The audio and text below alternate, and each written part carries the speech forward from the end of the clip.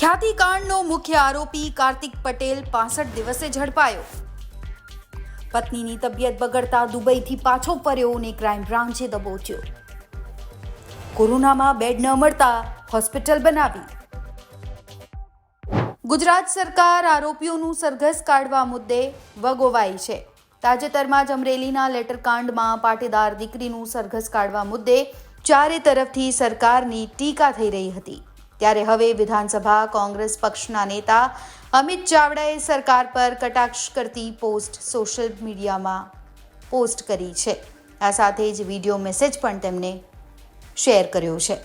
અમિત ચાવડાએ સવાલ ઉઠાવ્યા છે કે ખ્યાતિકાંડના આરોપી કાર્તિક પટેલનો વરઘોડો નીકળશે। વડાપ્રધાન, મુખ્યમંત્રી, કેન્દ્રીય અને રાજ્યના ગૃહમંત્રીને ટેગ કરીને પોસ્ટમાં સવાલ કર્યા છે કે દીકરી પાયલનો બજારમાં વરઘોડો કાઢવાવાળી સરકારમાં કાર્તિક પટેલનો વરઘોડો કાઢવાની હિંમત છે? પૈસા માટે અનેક લોકોના જીવ લેનાર કાર્તિક પટેલનો વરઘોડો કાઢવાની સરકારમાં હિંમત છે ખરી?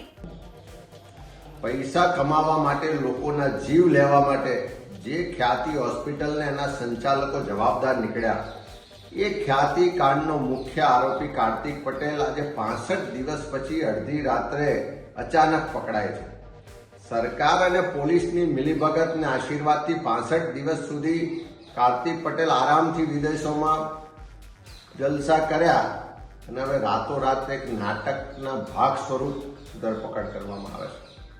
એક બાજુ કાયદો વ્યવસ્થાની પરિસ્થિતિ ગુજરાતમાં પડી ભાગી છે। સરકાર એની જવાબદારીઓ નિભાવવાને બદલે ક્યાંક રાજ્યના ગૃહ રાજ્યમંત્રી પોલીસ ને પ્રશાસનને ઉશ્કેરે છે, પ્રોત્સાહન આપે છે કે આરોપીઓને વરઘોડા કાઢો, હવે તો દંડાનું જ રાજ ચાલશે। એ અમરેલીમાં દીકરી પાયલનો બજાર વચ્ચે વરઘોડો કાઢવાની હિંમત સરકાર પાસે છે, પણ આ કાર્તિક પટેલનો વરઘોડો હવે નહીં કાઢે। ભાજપનો ખેસ નાખેલો કોઈ બળાત્કારી પકડાય, કોઈ ડ્રગ્સનો પેડલર પકડાય, કે સુરતના જમીન કૌભાંડના જે આરોપીઓ છે કે બીજેડ કાંડના જે જવાબદાર આરોપીઓ હતા એમના વરઘોડા આજ દિન સુધી ના નીકળ્યા। સરકાર કાયદો પાલન કરાવવા માટે પોલીસને, પ્રશાસનને બધાને સમાન રાખતા શીખવે। પોતાના રાજકીય એજન્ડા માટે, વિરોધીઓને ડરાવવા કે દબાવવા માટે કે ભય ઊભો કરવા માટે જ્યાં વરઘોડા કાઢવાનું પોલિટિક્સ શરૂ થયું છે, એ સરકારની નિષ્ફળતા દેખાડે છે, સરકારની મલિન વૃત્તિ દેખાડે છે। અને જો સરકાર ખરેખર લોકોને સબક શીખવાડવા માંગતી હોય અને હિંમત હોય સરકારમાં, તો એમના મળતિયાઓના વરઘોડા કેમ નથી કાઢતી?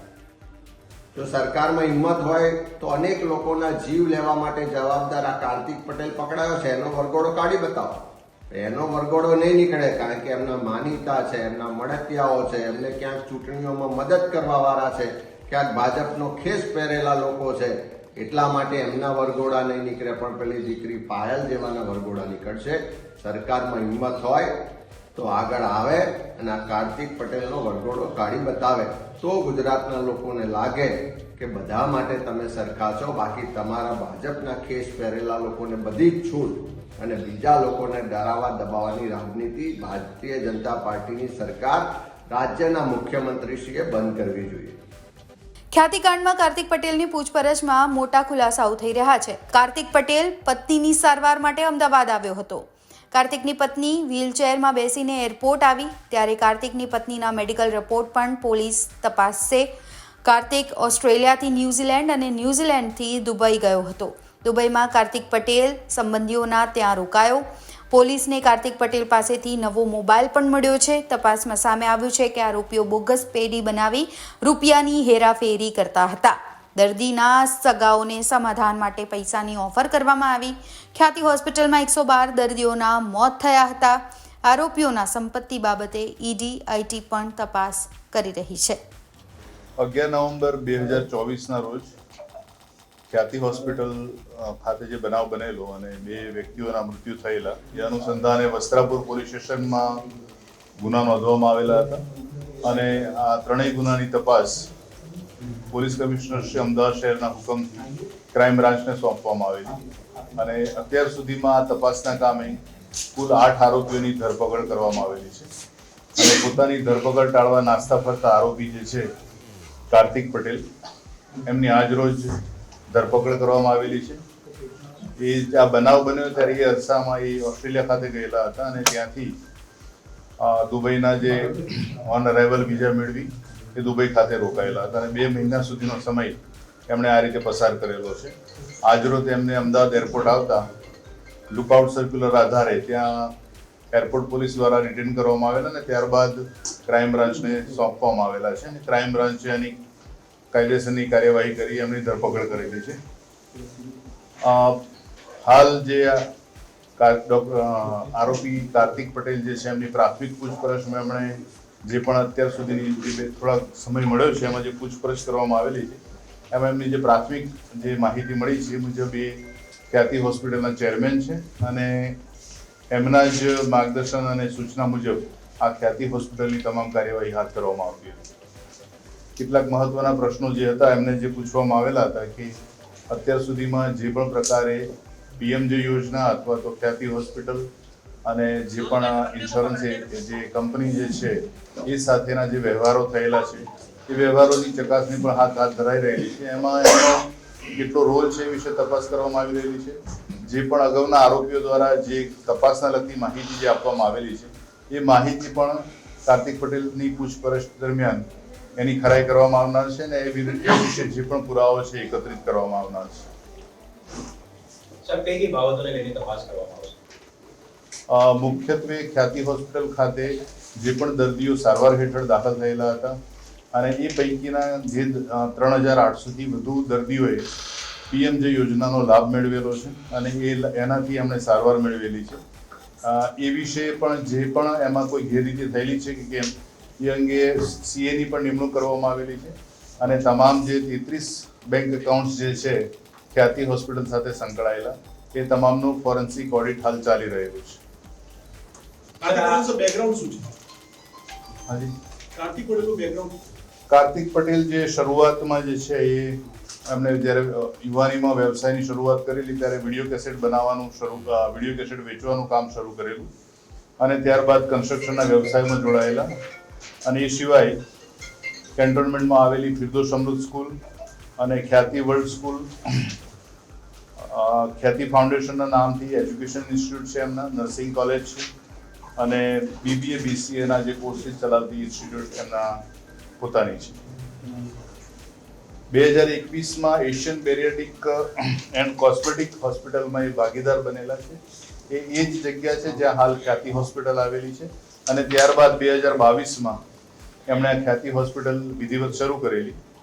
આ તમામ વ્યવહાર જે ખ્યાતિ હોસ્પિટલનો છે એ કાર્તિક પટેલના કહેવા મુજબ અને એમના જે પણ વ્યવહારો જે છે બેન્કિંગના અથવા તો જે પણ નાણાં ચૂકવવાના છે એમની પોતાની સહીથી જ કરવામાં આવતા હતા અને જે પણ અંદરની જે અગાઉના આરોપીઓ પાસેથી જે મળેલી માહિતી છે કે જે ક્ષેત્રમાં કંપનીના અથવા તો હોસ્પિટલના વિભાગોમાં જે નાણાકીય ગેરરીતિ થયેલી છે અથવા તો લોન પણ મેળવેલી છે, ખોટા નુકસાન બતાવેલા છે, તમામ પ્રકારની હાલના આરોપી પાસેથી માહિતી મેળવવામાં આવનાર છે. સાહેબ, ઓસ્ટ્રેલિયા કોના ત્યાં રોકાયો હતો? ઓસ્ટ્રેલિયાથી દુબઈ ક્યારે ગયો હતો અને ત્યાં કોના ત્યાં રોકાયો? 3 નવેમ્બર 2024ના રોજ અહીંયાથી ઓસ્ટ્રેલિયા ગયેલા એમની પત્ની સાથે અને ત્યારબાદ ત્યાંથી એ લોકો જે ફરવા ગયેલો માણસ જે રીતે ફરે એ રીતે ત્યાં રોકાયેલા હતા અને ત્યાંથી 11 નવેમ્બરે જે દિવસે બનાવ બન્યો છે એ દિવસે ન્યુઝીલેન્ડ ગયા છે અને ન્યુઝીલેન્ડથી પછી એ દુબઈ ગયા હતા. સર, કોની સાથે ત્યાં દુબઈમાં રોકાતો હતો અને કોણે આશરો આપ્યો? દુબઈ પોતાના મતલબ હોટલમાં પેમેન્ટથી જ રોકાયેલા હતા. અહીંયા સંજોગોમાં આવ્યો હતો, કયા કારણોસર તે પરત કર્યો? સર, રિટર્ન પરતવાનું કારણ શું છે? એનું કોઈ મેડિકલ ઇમરજન્સી કે પછી હાઈકોર્ટ? હાલની પૂછપરછ દરમિયાન એમણે જણાવ્યું છે કે એમની પત્નીની તબિયત વધારે ખરાબ હતી અને એમને મેડિકલ સારવારની જરૂર હતી એટલે વધુ સમય સુધી એ ભાગતા ફરી શકે એમ નહોતા એટલે એ કારણોસર એમને ફરજ પડી કે તરત પરત આવે. કેસની અંદર અગાઉ જે હોસ્પિટલના પૂર્વ કર્મચારીઓના નિવેદન લેવામાં આવ્યા હતા, કેટલાકના નિવેદનો કાર્તિક પટેલની મુશ્કેલી વધારી શકે છે. તેમના શું આક્ષેપો છે તો તેમના નિવેદનમાં કાર્તિક પટેલના રોલ અંગે શું પુરાવા મળી રહ્યા છે? શું સામે આવ્યું? હાલ જે પ્રકારે ધરપકડ બાદ કાર્તિક પટેલની પૂછપરછ હાથ ધરવામાં આવનાર છે, એમના પોલીસ કસ્ટડી રિમાન્ડ પણ લેવામાં આવનાર છે. આ તબક્કે એમના વિરુદ્ધના જે પણ પુરાવા છે અથવા તો જે પુરાવા ઉપલબ્ધ છે અમારી પાસે એ અત્યારે જાહેર કરવા હિતાવહ નથી. સર તમારી પાસે પુરાવામાંથી વધુ કોઈ ગુનો બની શકે એમ છે? અત્યાર સુધીમાં ઇનિશિયલ સ્ટેજમાં 3 એફઆઈઆર નોંધાયેલી છે એમના વિરુદ્ધ, અને ચોથી એફઆઈઆર જે નોંધવામાં આવેલી છે કે જે ડાયરેક્ટ પીએમજેના કાર્ડ જે બનાવતા હતા એ કાર્ડ સંબંધે એફઆઈઆર નોંધાયેલી છે. સર એક સવાલ એ છે, ધારો કે આખું કાંડ એ છે કે જે લોકોને સ્કેનની જરૂર નથી એ લોકોને સ્કેન નાખ્યા, જે લોકો પાસે કાર્ડ નહોતા એ લોકોને અક્ષર બનાવ્યા. આ આઈડિયા ક્યાંથી જનરેટ કરો? આપણી જે થોડો સમય લગભગ પૂછપરછ થઈ એમાં આ અંગેની વાત કરી છે જે અત્યારે જેમની ધરપકડ પછી આ જે પ્રેસ કોન્ફરન્સ થાય છે સમયગાળો વચ્ચે બહુ ઓછો છે, એટલે વિધિવત જે પૂછપરછ કરવામાં આવનાર છે એમાં આખી જે લંબાણપૂર્વકની પૂછપરછ બાદ આ તમામ પ્રકારની માહિતી અને જે પણ પ્રશ્નોના જવાબ મેળવવાના છે અથવા તો જે પુરાવા એકત્રિત કરવાના છે એ કરવામાં આવનાર છે. સર વિડિયો કેસેટ લાઇબ્રેરીથી લઈને અસંખ્ય સ્કીમો એને બનાવી છે, તો તે બાબતે કોઈ તપાસ થશે કે કેવી રીતે એક સામાન્ય વ્યક્તિને ત્યાં સુધી પહોંચે? આપનો પ્રશ્ન ફરીથી એકવાર કહેશો? વિડિયો કેસેટની જે શરૂઆત એને કરી હતી જે વેબસાઇટની, ત્યારબાદ એને સ્કીમો બનાવી, એટલે બિલ્ડિંગ કહેવાય કન્સ્ટ્રક્શન લાઇનની અંદર કોમર્શિયલ સ્કીમો બનાવતો હતો, તો એ બાબતે કોઈ તપાસ થશે કે આટલી મોટી રકમ કે આખો સ્ટેજ પર કેવી રીતે પહોંચે? હાલ અમારી પાસે જે 4 એફઆઈઆર જે છે એ પૈકીની 3 એફઆઈઆર ખ્યાતિ હોસ્પિટલમાં જે બનાવ બન્યો છે, જે 2 વ્યક્તિઓના મૃત્યુ થયા અને પાછળથી એક વધુ મૃત્યુની જે ખબર પડી, એ અનુસંધાને જે 3 એફઆઈઆર જે નોંધવામાં આવી છે એ તથા પીએમજે યોજના માટેના જે લાભ મળતા હોય ને એ પ્રકારના જે આયુષ્માન કાર્ડ મેળવવાનો જે ગુનો ચોથો નોંધાયેલો છે, એ સિવાયનો જે કોઈ પણ એવી ફરિયાદ આવશે તો એ સંબંધમાં તપાસ થઈ શકશે. જે પરિપ્રેક્ષમાં અત્યારે તપાસ ચાલી રહી છે એની બહાર અત્યારે તપાસ કરવાનો કોઈ પ્રશ્ન થતો નથી. સર, તેની ધરપકડ એક વસ્તુનો ઉલ્લેખ કરવામાં આવ્યો છે કે તેને કોરોના સમયે હોસ્પિટલ ન મળી માટે તે આ લાઈનમાં આવ્યો. એ સમયે તેને કોઈ આઈડિયા હતો કે આ ક્યાં તો એ સમયે પ્રી પ્લાનિંગ હતું હોસ્પિટલ કર્યા પછી આ કાંડ કરવો જોઈએ કે હોસ્પિટલ કર્યા પછી તે આ કૌભાંડમાં જોડાયો? અત્યારે એમણે હોસ્પિટલ કેમ બનાવી અને કેવા કારણોસર હોસ્પિટલ રન કરવાની હતી એ વિશેની માહિતી મેળવવાની બાકી છે. સાહેબ, જ્યારે તેને અરેસ્ટ કરવામાં આવે ત્યારે તેની પાસે ડિજિટલ કોઈ પુરાવા એકત્રિત થયા હોય અથવા તો દસ્તાવેજી કોઈ પુરાવા મળી આવ્યા હોય એવું કઈ કઈ વસ્તુઓ મળી? અત્યારે એમની પાસેથી કોઈ પણ ડિજિટલ પુરાવા, જ્યારે એમની ધરપકડ કરવામાં આવી છે એ સમયે એમની પાસેથી એવા કોઈ ડિજિટલ પુરાવા કે દસ્તાવેજી પુરાવા મળેલા નથી. પાસપોર્ટ જપ્ત કરાવ્યો, મોબાઈલ પાસપોર્ટ? પાસપોર્ટ અત્યારે ગુનાના કામે કબજે લેવામાં આવેલો છે. ત્યારે કાર્તિક પટેલની હવે મુશ્કેલીઓ વધી ચૂકી છે અને આવનારા દિવસોમાં શું મોટા ખુલાસાઓ થાય છે એ જોવું રહ્યું. બ્યુરો રિપોર્ટ, ગુજરાત તક.